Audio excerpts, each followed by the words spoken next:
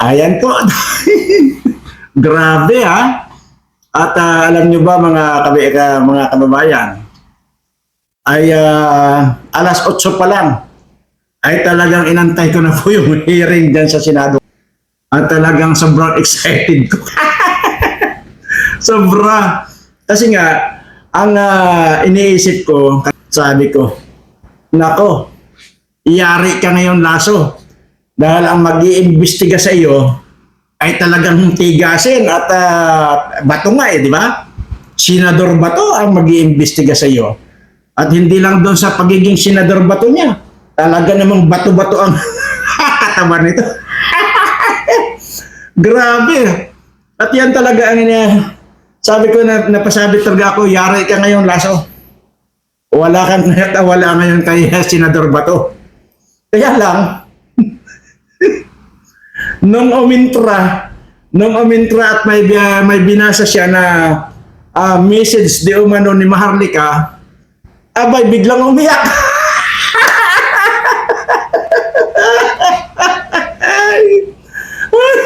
Grabe. Hindi man niya ipinakita. Alam niyo ba, sabi nung informant ko, pagkatapos daw noon, pumunta raw sa CR si Senador Bato, naglulupasay doon. Naglulupasay daw doon at iyak daw ng iyak na hindi mapigil. Kaya tuloy, nagkaroon ako ng konklusyon at na hindi man konklusyon pala, kundi parang pakiramdam na ito lang pala si Maharlika magpapaiyak kay Bato.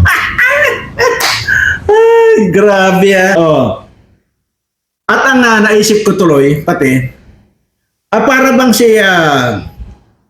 si Maharlika ang tinubuan ng bayag at itong si Senador Bato de la Rosa ang tinubuan ng bilat.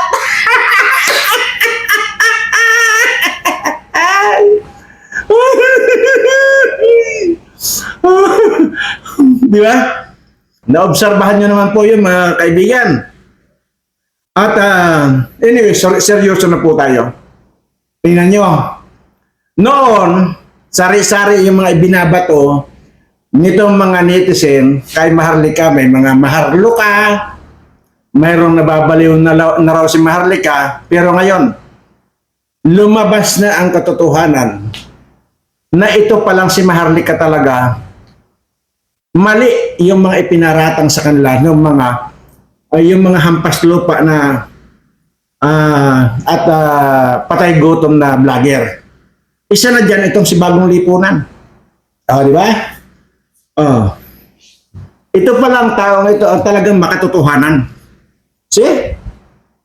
Lumabas na.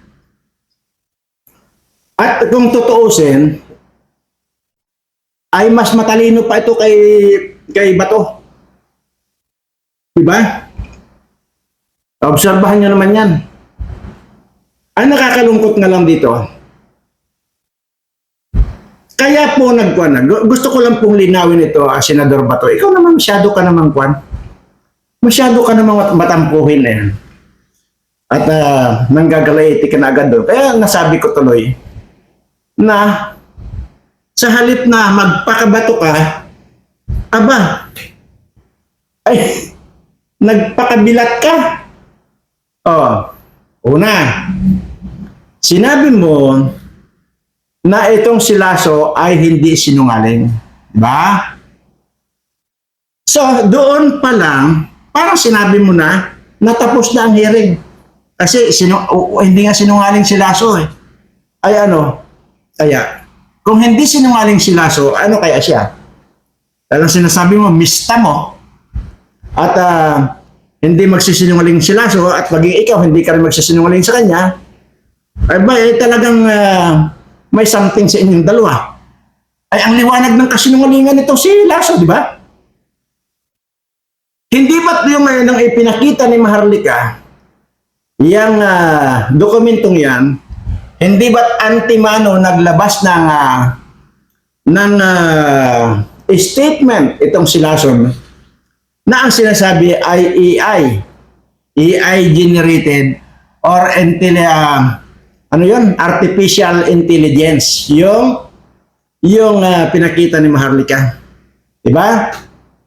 Siya yan ang may sabi. Siya agad yun ang press release agad yun. Hindi ba, Mr. Bato de la Rosa? Hindi ba doon maliwanag na nakasinungalingan ni Lasso? Bakit mo ngayon sinabi diyan mismo na para po pang inangat ang na isang mabuting tao? In fact, ito yung isa sa demonyo maliban dito kay Butod, isa rin ito sa demonyo, itong Lasso na ito. Sa itsura pa lang niya yan. Anyway, hindi ko pa naman nakikita ang itsura niya.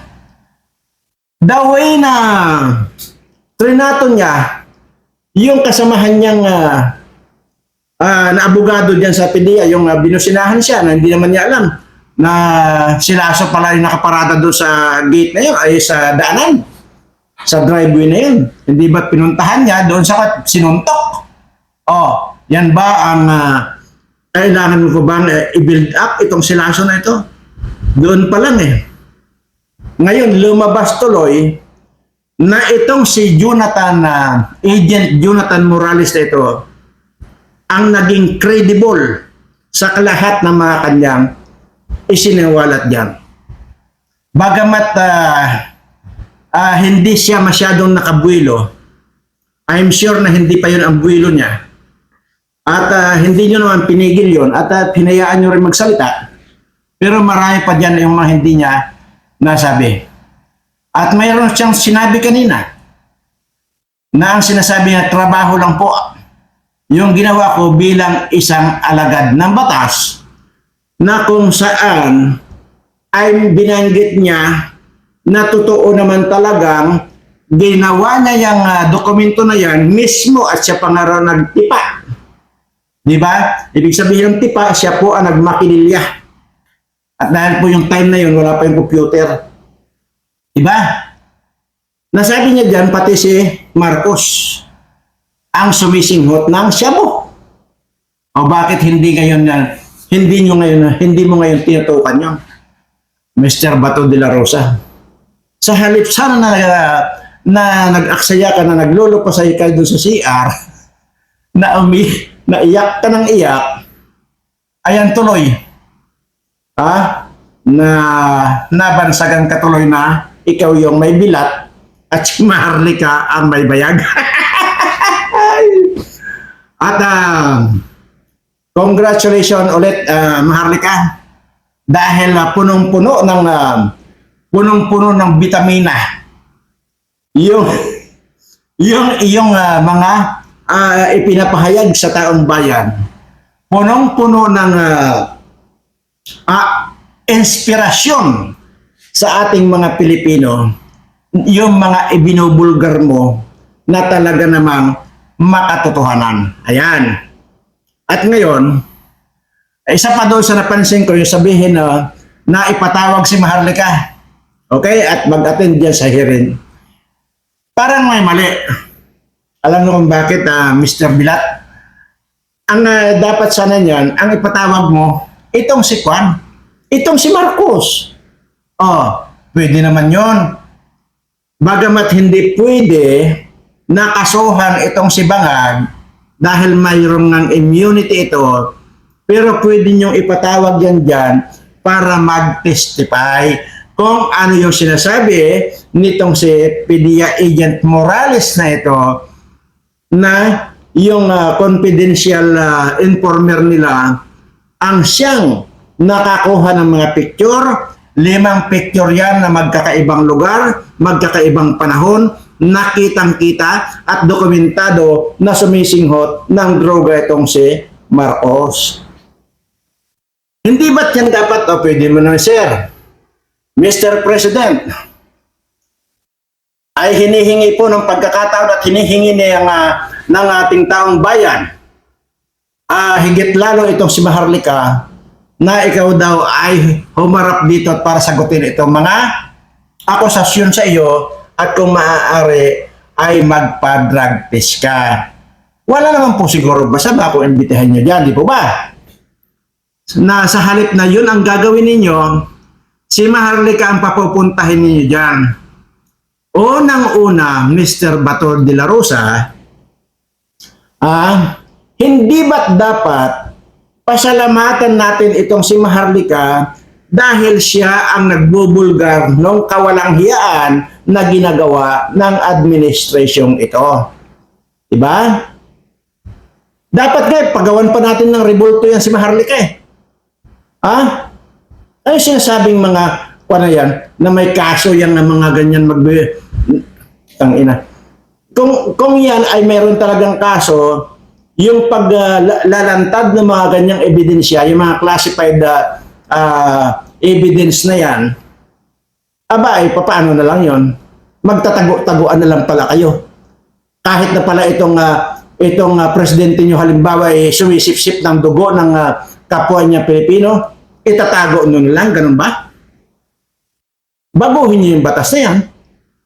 Dahil unang-una, tingnan nyo, blessing in disguise, at may mga sa katarantaduhan itong silaso na ito, hindi na nagugustuhan ng kanyang mga kasama dyan yung mga pinaggagawa ni Lasso na ito. Pagka yung sinasabi kong abogado, hindi nimanda siya ng abogado na, sinuntok niya.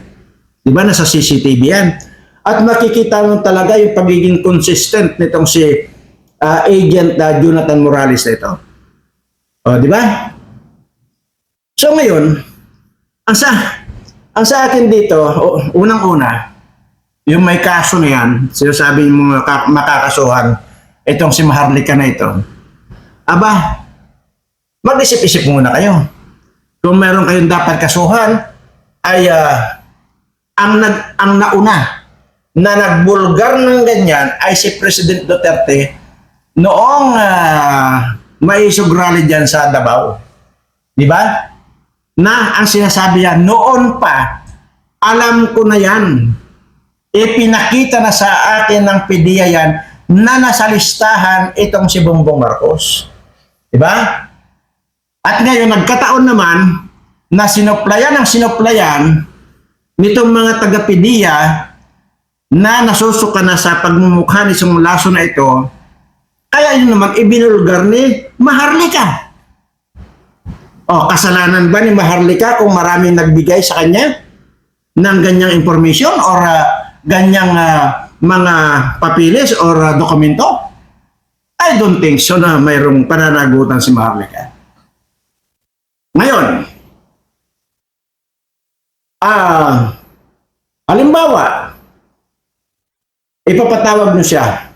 Dahil ang narinig ko kanina kay Senador Bilat na iwawaran to baris pag hindi sumipot yung mga kapatawag nila. Nasa Amerika yan.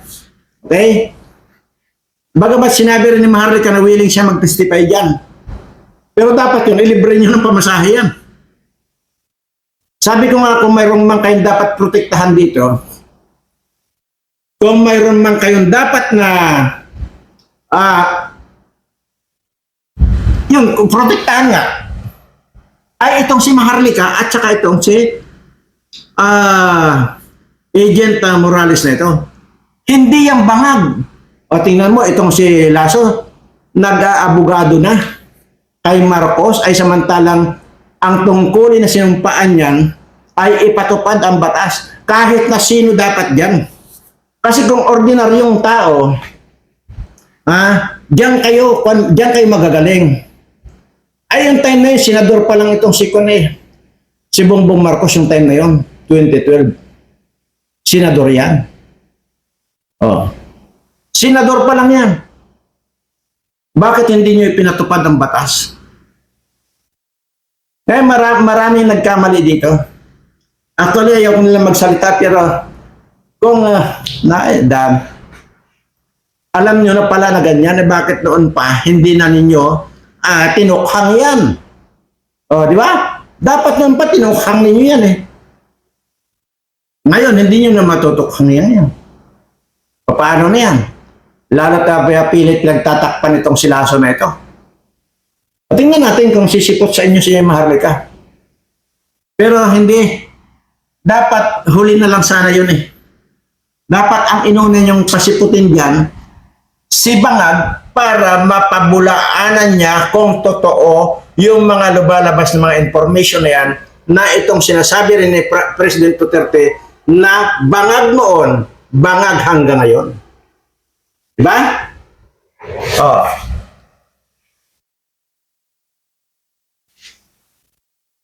Oh. Kaya, ang naging bato, para sa akin, sa obserbasyon ko, si Maharlika ang nagmukhang bato at ikaw ay nagmukhang iyakin. Grabe. So, suportahan pa natin all the way si Maharlika at talaga namang hindi matatawaran yung kanya mga informasyon, yung informant niya na tuloy-tuloy yung kanyang pagtanggap ng mga nangyayari dito sa kademonyuhan ng gobyernong ito. Isa pa, kung inyo rin nakita na nag-hearing din dyan sa Kongreso. Alam nyo ba ang hiniring sa Kongreso? Yung, ang tawag dito? Yung gentleman agreement. Ayan. At gusto rin nilang ipatawag dyan si President Duterte dyan sa gentleman agreement dyan between Philippines and China. Putang ina nyo. Walang kakwinta-kwinta yung mga gusto nyong gawin, pero sino ang nagbabayad dyan, ginagastos nyo dyan sa hearing, yung mga nilalamon nyo dyan sa hearing na yan, yung kuryente at aircon na ginagamit ninyo, kami ang nagsasaper. Kami ang nagbabayad niyan. Sana nga lang yung kinakain nyo dyan, mabulunan kayo ng mga buwaka ng ina nyo at hindi na kayo maka-recover. O, nandiyan na naman, nakita ko kanina yung congresswoman na mukhang daga. O, di ba? Naka-Pilipinyana. At ganun pa rin, kahit iniba niya yung kulay ng kanyang Pilipinyana, mukhang kon pa rin. Mukhang kortina pa rin. O, tapos yung mukha nito, mukhang daga nga.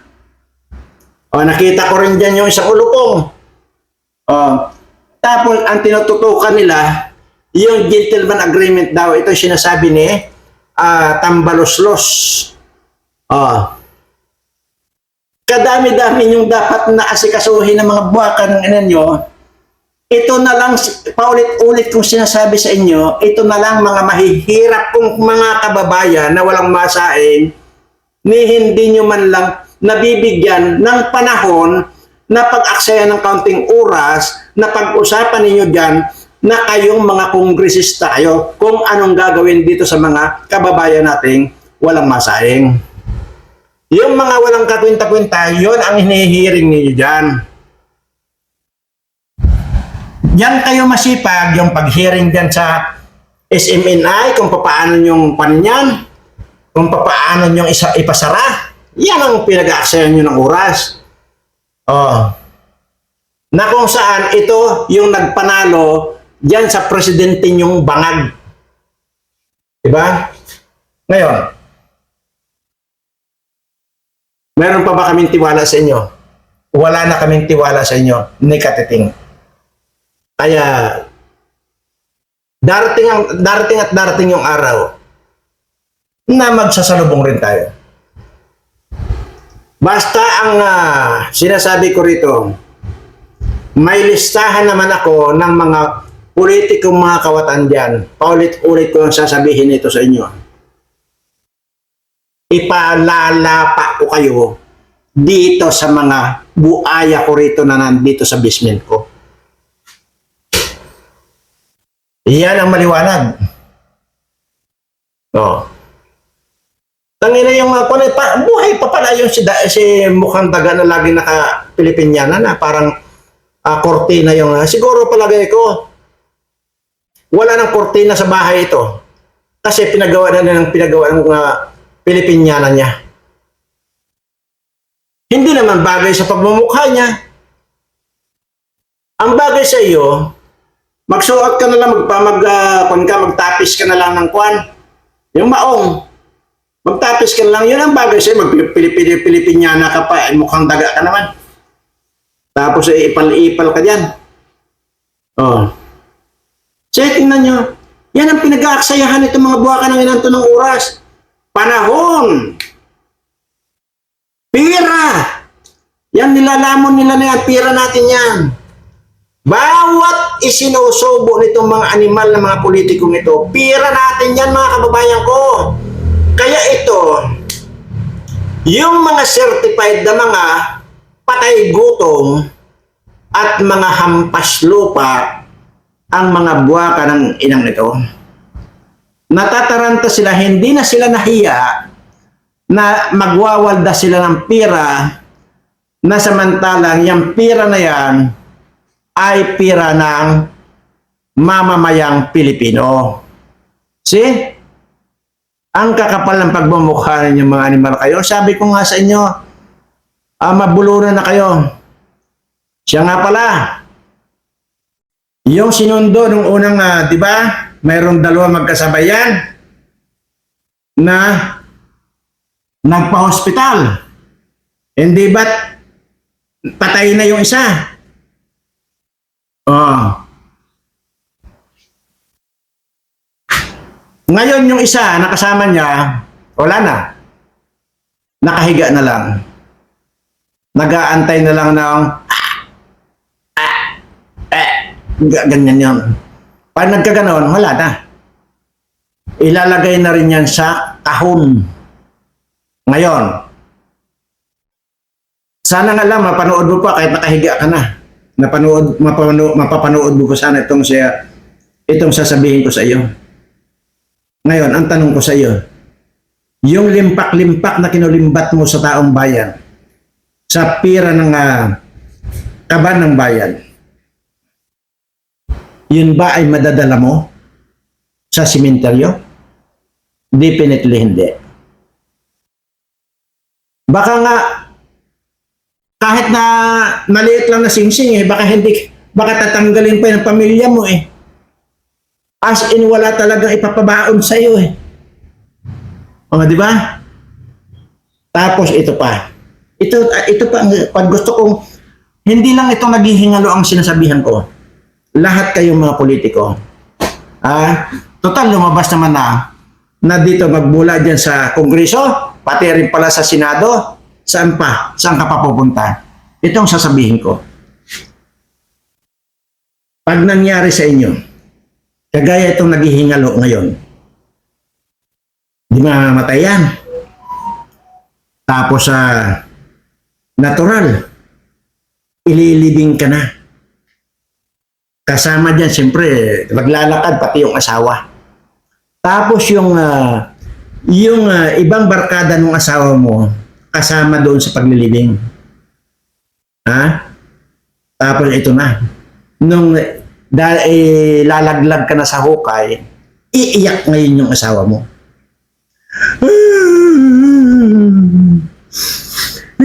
Pedro, bakit ba ako iniwan? Ganyan.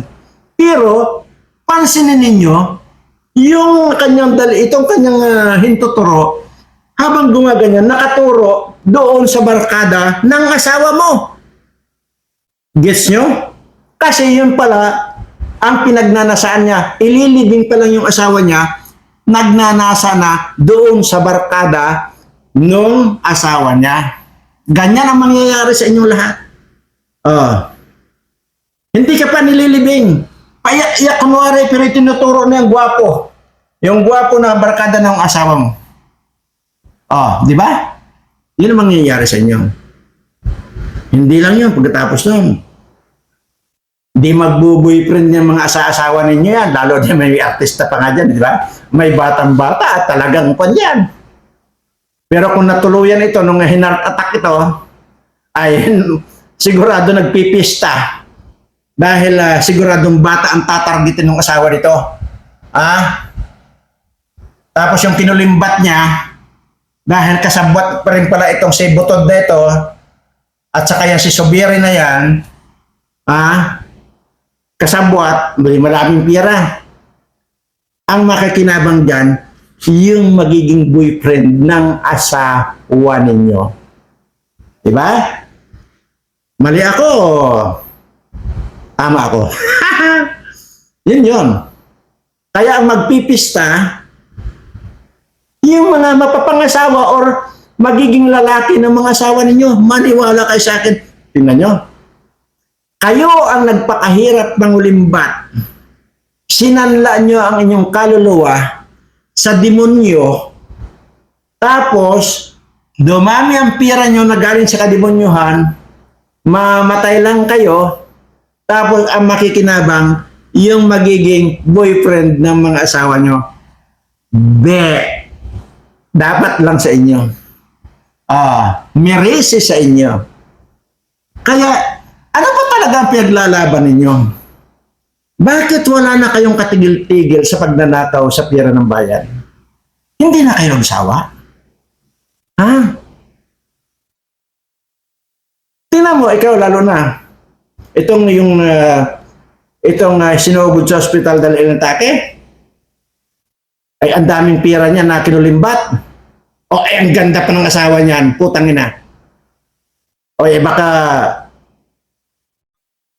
baka na pagdatuluyan yan, yung ano kaya kung kwan? Hindi, antayin ko ng matuluyan dahil didiskartihan ko ngayon yung asawa niya. Ang ganda eh. Saka bata. Kaya lang, mukhang kwan lang. Mukhang butike. Sobrang payat pero bata pa ito. Sikat ito. Bantay ka. Pag ikaw ay second na sigundahan ka ng atake, natigok ka, didiskartihan ko yung asawa mo. Yari ka ngayon. Ako pa naman, sabihin nyo, hindi ako papatulan ng asawa mo? Itong itsura kong ito, hindi ako papatulan ng asawa mo? Nako, diyan ka nagkakamali. O ikaw nga, ano bang itsura mo, di ba? Ikaw nagsasalita ka nga, para ka nagtutula eh. Di ba? Sige nga, magtabi nga tayo. At ipa-judge natin dito sa mga subscribers ko kung sino ang mas gwapo sa atin dalawa. Pinatulan ka niya eh, di ba? Kapangit-pangit mo naman. Aantayin ko, sige, aantayin kong matigok ka. Tapos didiskartihin ko yung asawa mo.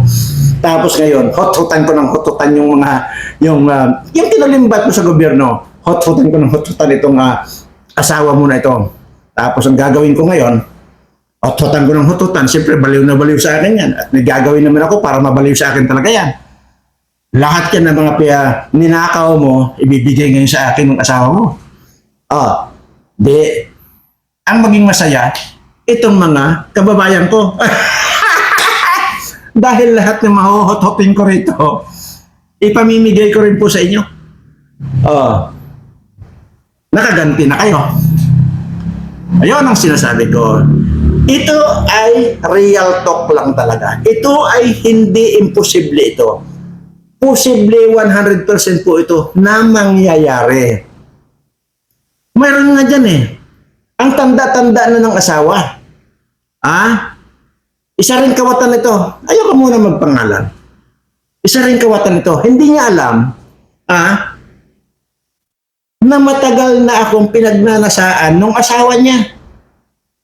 Di ba? Hindi ko lang mapatul-patulan dahil unang-una, ang tanda-tanda na, naglilinibog pa. Kasi hindi naman niya alam na 175 years old ko na. Baliw na baliw pa rin sa akin. Pag may pinupuntahan ibang bansa yung asawa niya, tumatawag sa akin. John, wala dito si Kwan. Si Mister. Baka naman pwede mong mapuntahan ako rito. Ay, opo ma'am, pero kaya sabi ko, hindi kasi ako pwede ngayon, meron ako.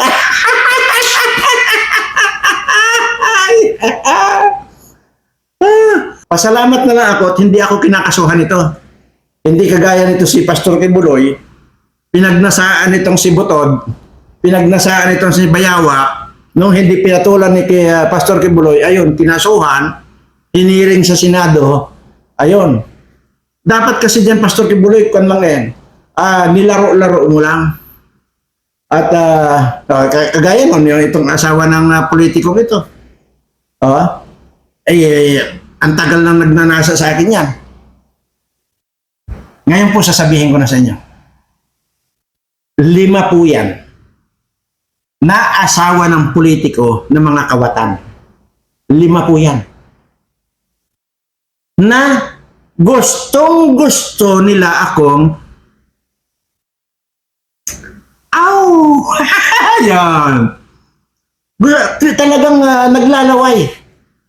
Papaano kung pinatulan ko ng pinatulan niya? Di. Naiputan na yung mga ulo ng mga politiko na yan, ng mga kawatan. Ang problema nga lang, hindi ako pumapatol sa mga tawag doon, yung may tawag doon yung matrona. Ayun. Yun. 5 po yan. So, plus ito, tatargetin ko itong isang asawa nitong pag namatay ito kasi second, pag ito ay natake pa, sigurado na yan, tigok na yan. Yan ang tatargetin ko ngayon. Para sa ganun ay maipaghiganti ko itong mga kababayan kong walang masaing dahil sa kagagawan nitong kawatan na politikong ito na isa na lang ang kanyang atake, sigurado, sementeryo na yan. Anyway, at doon po sa nagsasabi, nag-comment kanina na sana nga may lipat na yung mga sakit na ninyo doon dito sa mga kawatan na nandiyan sa gobyerno. Opo. At manalig lamang po tayo. Wala pong imposible. Lahat po yan. At doon po sa nagsasabi ulit ng masakit ang biwang, masakit ang tuhod. Mayroon po akong tinuro dyan, di po ba?